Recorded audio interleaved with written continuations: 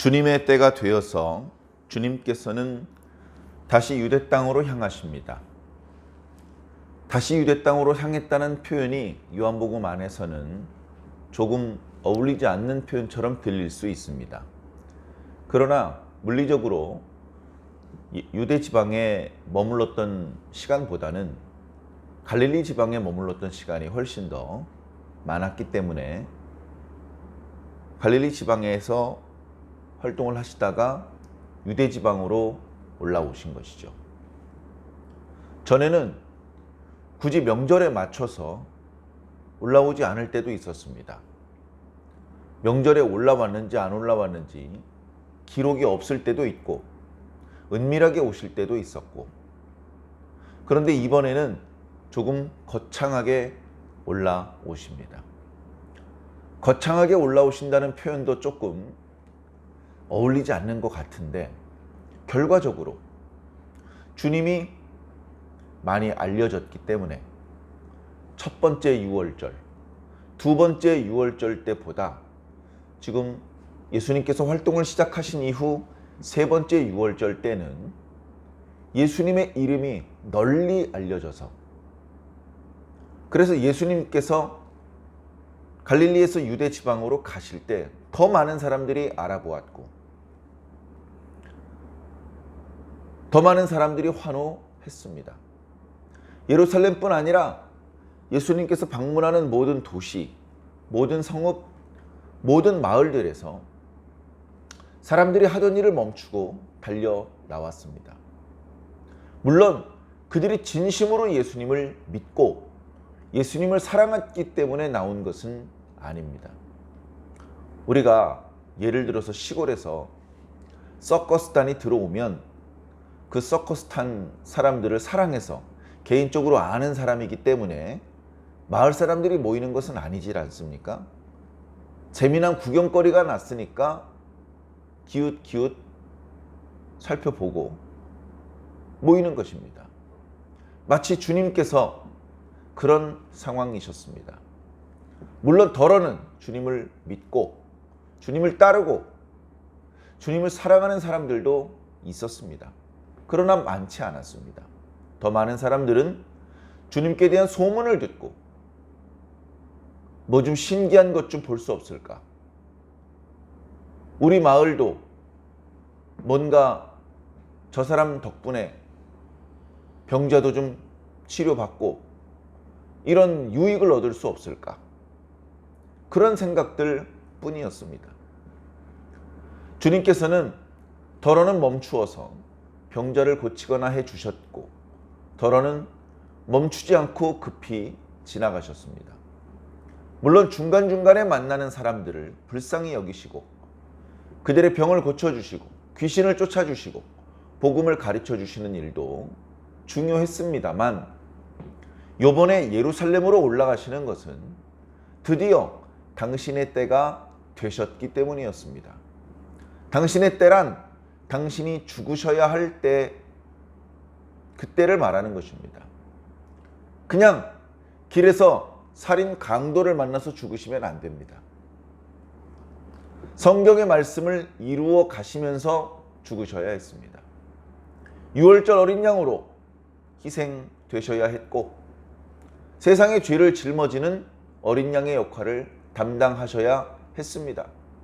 관련된 성경의 말씀들을 하나하나 성취시킬 수 있어야 됩니다. 그것을 억지로 되는 것은 아닙니다. 하나님께서 하시는 일이며 성령님께서 도우시고 이끄셔서 그렇게 할 수 있었던 것입니다. 이미 우리가 어저께 묵상했던 말씀에 예수님께서 예루살렘 바로 근처 베다니 마을에 오셨다는 것을 말씀을 드렸습니다.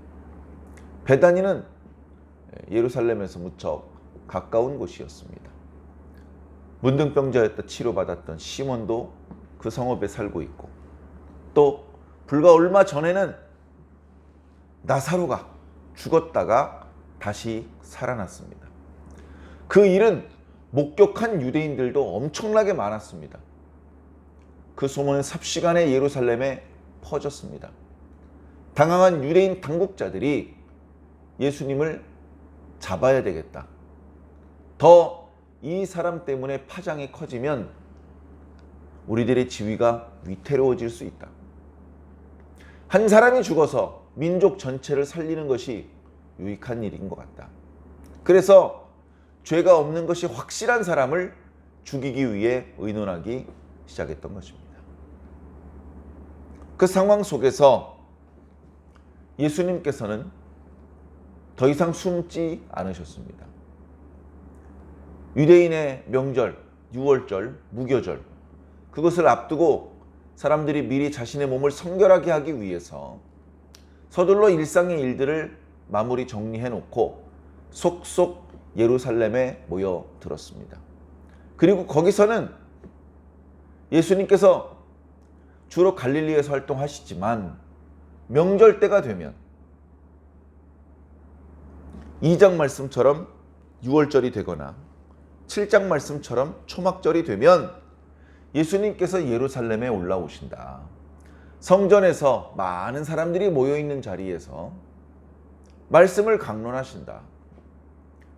그는 무수히 많은 기적을 행하시는데 언제 그런 기적이 나타날지 아무도 알 수 없고 아무 준비 없이 수없이 많은 놀라운 기적들을 행하시는 분이다. 혹시 이번 명절에도 오지 않으실까? 사람들이 수군거렸습니다. 그런데 유대인 당국자들, 바리새인들과 대제사장들은 예수라는 사람이 나타난다면 숨기지 말고 신고하라고 수배령을 내린 상태였습니다. 예수님께서 숨어 다니시겠지. 수배령을 듣고 이번 명절에는 사람들 가운데 자신을 드러내지 않고 숨어 지내겠지. 그러면 이 예수란 사람 때문에 사람들이 미혹당하는 일도 조금 주춤할 수 있을 거야. 또는 예수님이 나타나면 여러 가지 구실을 뒤집어 씌워서 이번에야말로 예수님을 처형해야지. 이제 그런 계획을 가지고 있었던 것 같습니다. 그러나 예수님은 숨지 않으셨습니다.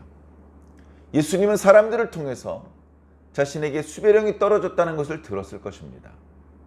혹은 사람에게 보고를 받지 않더라도 기도 중에 알고 계셨을 것입니다. 그러나 주님께서는 숨지 않으십니다.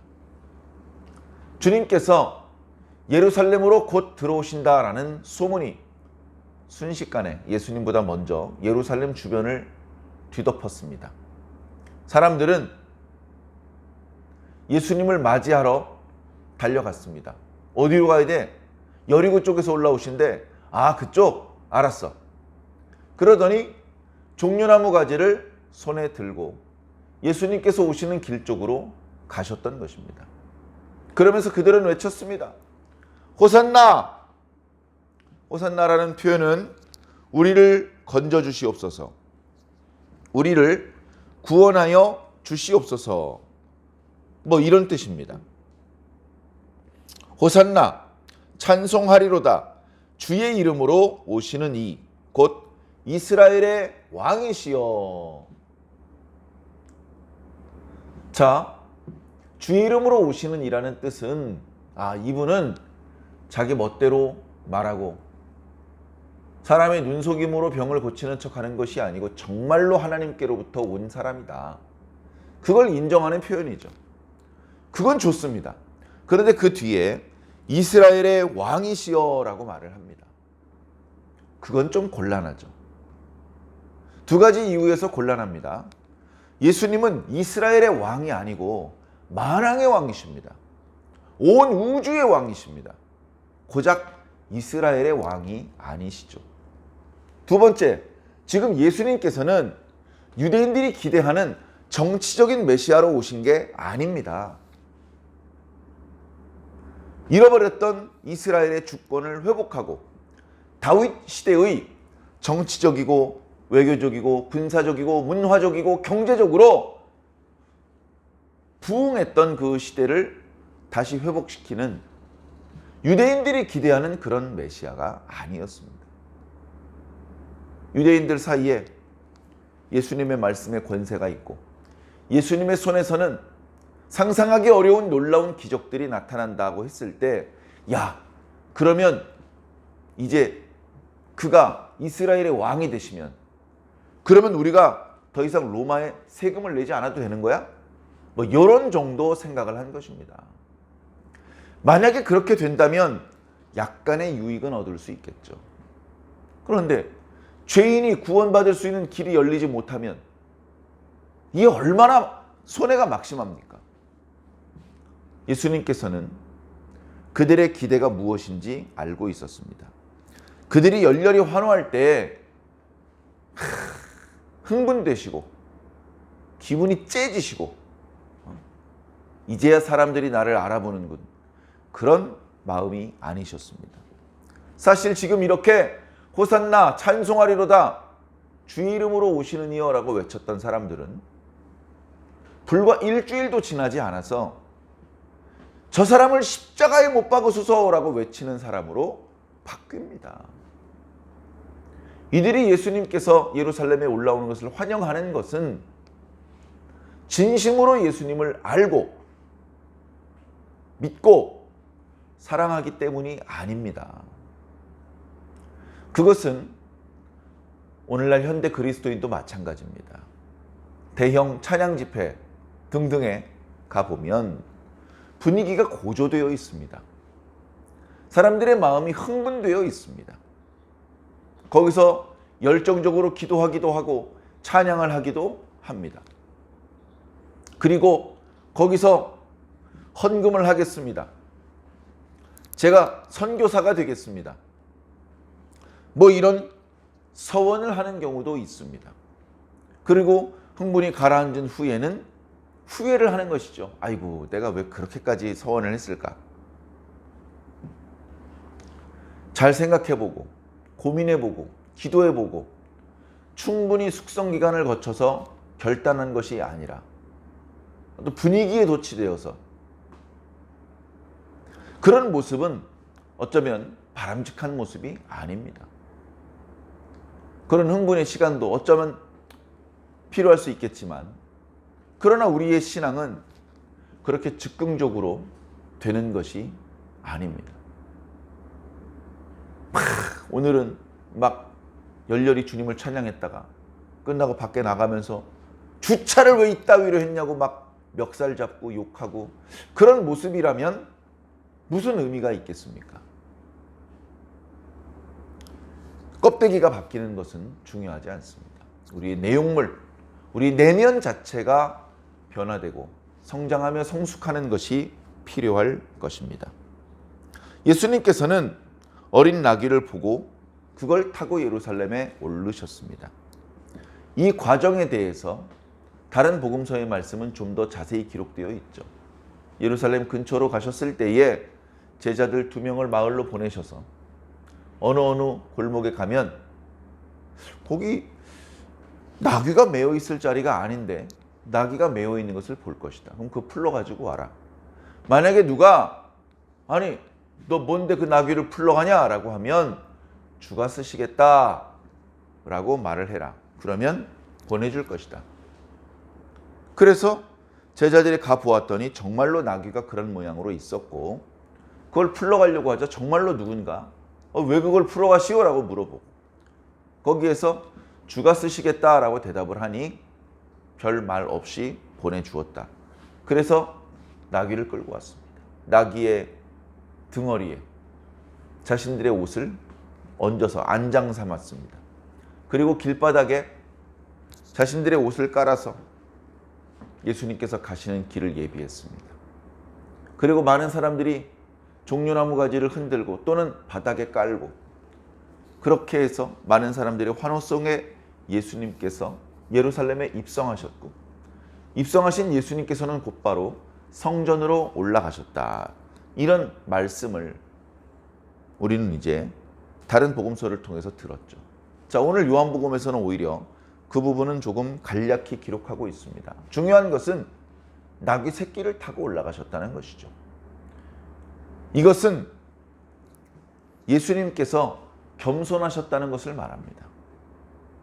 사람들의 환호에 흥분되셔가지고 야, 나귀가 뭐야, 말 구해와 말, 이렇게 하시는 것이 아닙니다.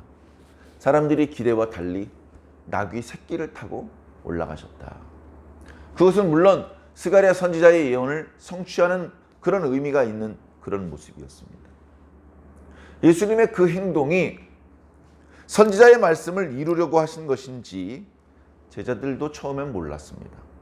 나중에 주님께서 영광을 받으신 후에, 여러 번 말씀드리지만 주님께서 십자가에 달려 죽으실 때의 영광을 받으셨습니다. 그 이후에 예수님께서 부활하시고 승천하시고 제자들이 성령을 받은 이후에, 그 기간이 그렇게 긴 기간이 아니거든요. 그때 제자들이 비로소 깨달은 것이죠. 아, 내가 그때 일을 지금 생각해 보니까 그게 다 성경 말씀을 이루는 것이었어. 우리는 그때 왜 예수님께서 예루살렘에 올라가셨는지, 왜 다른 때와 달리 그런 형태로, 그런 방법으로 올라가셨는지 몰랐는데 그거 다 하나님의 말씀을 이루기 위한 것이었어. 그때는 우리가 왜 그렇게 어리석었지? 그런 이야기를 어쩌면 나누었을 것입니다. 주님께서는 아무도 모르는 당신의 길을 걸어가셨습니다. 겸손하게 자신의 어떤 뽐내지 않고 유다인들의 기대대로 정치적인 메시아가 되지 않고 철저하게 사람들의 기대가 아니라 하나님의 뜻을 이루기 위해서 움직이셨던 것입니다. 주님께서 숨어 계실 것이다. 그러면 사방의 유대인들 중에 분명히 신고하는 사람이 있을 것이다. 그때 성전 경비병을 출동시켜서 예수를 체포한다면 꼼짝없이 예수는 체포될 것이다. 예수가 체포되는 모습, 무력하게 끌려가는 모습을 무리들이 보면 더 이상 예수를 따르지 않을 것이다.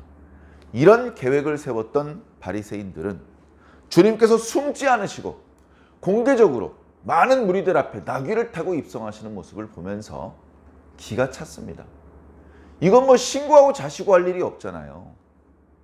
예수님께서 예루살렘에 입성하는 걸 바리새인들도 다 보고 제사장들도 다 봅니다. 이스라엘 사람들도 다 봅니다. 아무도 신고하지 않습니다. 신고할 필요가 뭐 있습니까? 저기 지나가고 있는데.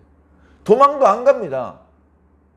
심지어 숫자를 헤아리기 어려운 많은 유대인들이 주님을 좋아합니다. 그래, 오늘 말씀 마지막 구절에 바리새인들이 서로 뭐라고 말합니까? 볼지어다 너희 하는 일이 쓸데없다. 보라, 온 세상이 그를 따르는도다. 야, 다 틀렸어. 사람들이 다 예수님을 좋아해요. 다 예수님을 따르는데 뭘 신고하고 뭘 체포해. 틀렸어. 우리가 계획 세운 거 아무 소용없게 됐어. 그렇게 투덜거리는, 탄식하는 모습으로 오늘 말씀이 마무리되고 있습니다. 그러나 결국 예수님께서는 피하지 않으시고 잡히셨습니다. 그리고 죽으셨습니다. 그리고 예수님 앞에 열광했던 사람들은 예수님을 죽이라고 핏대를 세우며 소리를 질렀습니다. 그 과정에 주님께서는 그 백성들에게 이런 배신자들 하면서 눈을 흘기신 것이 아니고, 하나님, 저들을 용서하여 주시옵소서. 저들이 알지 못하기 때문에 그런 겁니다. 라고 오히려 불쌍히 여겨 주셨습니다. 주님께서는 얼마든지 정치적인 메시아도 되실 수 있는 능력이 있으셨습니다. 그러나 그건 하나님의 뜻이 아니었습니다. 그래서 주님은 철저히 하나님의 뜻대로 세상 죄를 지고 가는 어린 양이 되기로 하신 것입니다. 그 덕분에 우리들에게 구원의 길이 열렸고 우리가 하나님을 아버지라고 부르게 되었으며 감히 하나님의 나라를 소망하게 된 것입니다. 사랑하는 성도 여러분, 겸손하셨던 주님의 모습을 우리가 닮아야 될 것입니다. 뿐만 아니라 주님의 뜻이 우리들의 바람과 다를 수 있다는 것을 이해해야 됩니다. 우리는 교회가 부흥되기를 바라는데 주님께서는 교회가 부흥되는 걸 원하지 않아. 우리는 풍요로워지기를 원하는데 주님은 우리가 가난해지기를 원하셔. 우리는 질병이 치료되기를 원하는데 주님께서는 우리가 그냥 질병의 상태에 있기를 원하실 수 있습니다. 에이, 설마. 그런 상황이 만약에 되었다면 우리는 어떻게든 주님을 설득시키고 주님의 마음을 꺾어서 우리의 욕심대로 움직이도록 그렇게 주님을 조정해야 되겠습니까? 아니면 내 뜻을 버리고 주님의 뜻을 따라야 되겠습니까? 예수님은 아버지의 뜻을 따르셨습니다. 그렇게 결정하는 것은 결코 쉬운 일이 아닐 것입니다. 사랑하는 성도 여러분, 그러나 우리는 언제나 내 뜻대로 마옵시고 아버지의 원대로 되기를 원하나이다 라고 기도하며 살아야 될 줄로 믿습니다. 그렇게 될 때에 우리는 주님을 닮은 주님의 참 제자가 될 수 있고 주님을 다시 만날 때에 부끄럽지 않은 모습으로 주님을 만날 수 있을 것입니다. 종려나무 가지를 들고 소리를 지르는 방법은 주님께서 좋아하시는 방법이 아닙니다. 오히려 묵묵히 주님께서 하셨던 말씀을 기억하며 그 뜻을 헤아리고 그 뜻에 맞는 열매를 맺을 때 주님께서 기뻐하시고 그 열매와 함께 주님 앞에 설 때 그것이 주님을 영접하는 올바른 방법이 될 것입니다. 사랑하는 성도 여러분, 오늘도 그렇게 주님과 동행하시며 좋은 열매를 맺으시기를 예수님 이름으로 간절히 축원합니다. 아멘.